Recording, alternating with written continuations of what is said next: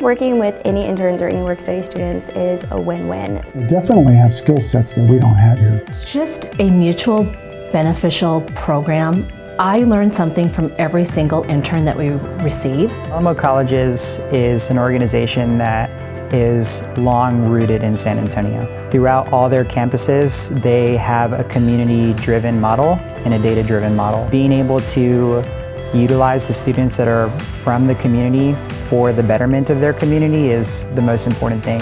It's a great opportunity for us to find some educated, smart, enthusiastic people. And you get to see how they work and what they do and how they can contribute to our business as well as what we can contribute to their education.